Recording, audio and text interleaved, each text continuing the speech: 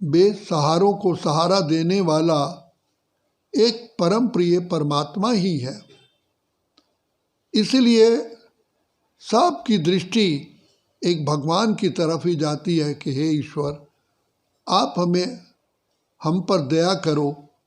ईश्वर तुम ही दया करो, तुम बिन हमारा कौन है। तो पिता परमात्मा को पाने के लिए हमने क्या क्या नहीं किया। चारों तरफ तीर्थ यात्राएं की, कितनी नदियों में स्नान किया, दान पुण्य किए, जैसा जैसा हमें गुरुओं ने बताया हमने किया। निर्जला व्रत रखे, अपने पेट को सुखा दिया, शरीर को सुखा दिया। कितने हठ योग प्राणायाम किए। तो बाप कहते हैं चारों तरफ लगाए फेरे, फिर भी हरदम दूर रहे।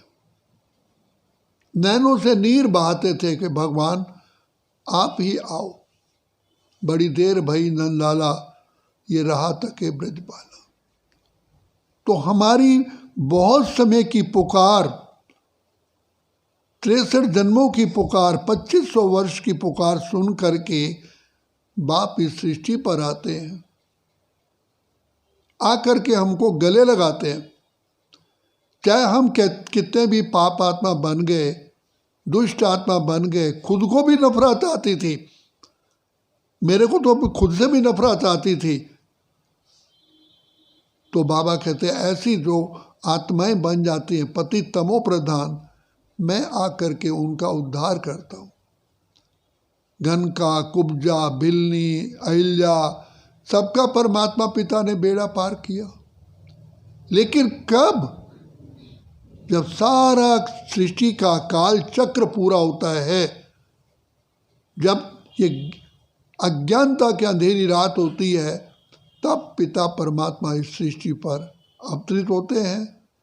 गायन है ज्ञान सूर्य प्रगटया, अज्ञान अंधेर विनाश। तो अब आप देखो हम कितने पद्मा पदम सौभाग्यशाली हैं।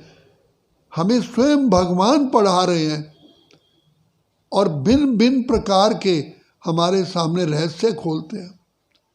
कितना सहज और सहज राजयोग सिखाते हैं, सहज ज्ञान सहज राजयोग। बाबा कहते हैं भले इस संसार में आप कर्म करो, लेकिन कर्म करते हुए मेरी याद में रहोगे तो हर कर्म में आपको सफलता मिलेगी और आपका उमंग उत्साह भी बरकरार रहेगा, नीरसता नहीं आएगी। आज आप देखो इस संसार के अंदर 99% व्यक्ति नीरसता में है। अपने आप को खुश करने के लिए अनेक प्रकार के साधन अपना रहे हैं, लेकिन फिर भी डिप्रेशन में है। तो बाबा आकर के, शिव बाबा आकर के, जिसको हमने पुकारा दुखियों पर रहम करो माँ बाप हमारे, तो हमारा सबका माँ बाप एक पिता परमात्मा ही, ईश्वर ही है। और वो आकर के हमें शूद्र से ब्राह्मण बनाते हैं। जो हम विकारों में लथपथ थे, अंधकार में खोए हुए थे, तो बाबा ने आकर के हम बच्चों को तीसरा ज्ञान का नेत्र दिया और हमको आकर के सहज मार्ग बताया। बच्चे कर्म योगी बनो, मन मना भाव, अपने को आत्मा समझ मुझ बाप को याद करो। और ये परम सत्य है। जब आत्मा शरीर छोड़ती है, शरीर छोड़ने से पहले उसको सारी जिंदगी के कर्म सामने आते हैं। एक फिल्म चल पड़ती है। तो जिन्होंने अच्छे अच्छे कर्म किए होते हैं, भलाई के कर्म किए होते हैं, उनके सामने वो मुस्कुराते हैं, उनका चेहरा खिलता रहता है। और जो ऐसे पाप कर्म करते हैं, मैंने खुद देखा है, एक व्यक्ति ऐसे हाथ मार देता है जैसे किसी को कोई थप्पड़ मार, पीछे हटता है। तो धर्मराज की इतनी सजाएं, उनके पाप कर्म ही उनको सामने आते हैं। तो बाबा कहते हैं कि बच्चे तुम ऐसा योग लगाओ कि तुम्हारा अंत का समय बहुत बहुत सुखीला हो, खुशी खुशी से प्राण तन से निकले और जैसे बाबा की गोद में चले जाओ। जैसे मक्खन में से बाल निकलता है, कोई कठिनाई नहीं होती है, ऐसे ही बाबा तुम्हारे सामने हो। दुनिया में यही कहते हैं कि प्राण तम तन से तब निकले जब नारायण सामने हो। तो बाबा नारायण बनाने वाला स्वयं सर्वशक्तिमान हमें वरदान देते हैं कि बच्चे, अगर तुम सारी आयु शिव बाबा की याद में रहोगे, तुम्हारे सारे पाप कर्मों मैं को भस्म करूँगा, तुम्हें खुशी खुशी मुक्ति, जीवन मुक्ति दूंगा।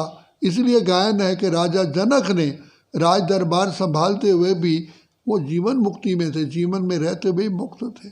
तो ये हमारा ही गायन है, हम ब्राह्मणों का ही गायन है।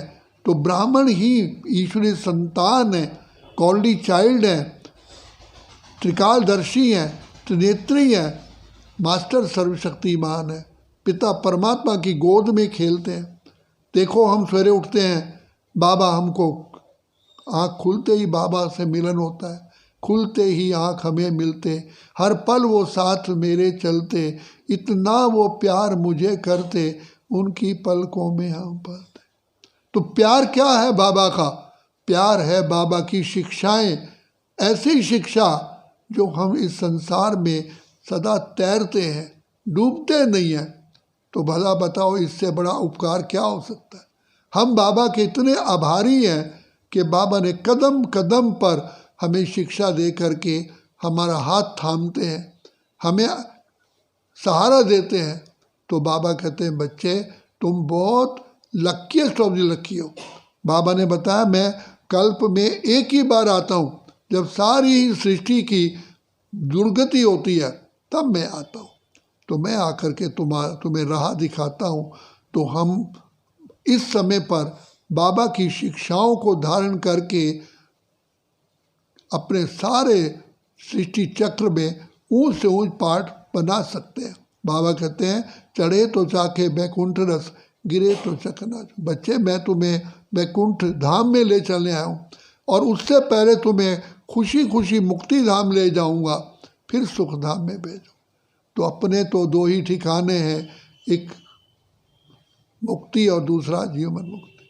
तो बाबा कहते हैं बच्चे तुम सदा खुशियों में रहो, उमंग उत्साह में रहो, तुम्हारे ऊपर स्वयं विधाता का हाथ है। इसलिए अपनी बुद्धि को एकाग्र करो कि मेरा साथी कौन है। तो एकाग्रता में रहोगे तो बाबा याद आएगा, एकाग्रता आप जजमेंट ठीक कर पाओगे, एकाग्रता में रहोगे तो बुद्धि में ज्ञान टिका रहेगा, एकाग्रता में रहोगे तो अतीन्द्रिय सुख के झूले में झूलोगे। अच्छा, ओम शांति।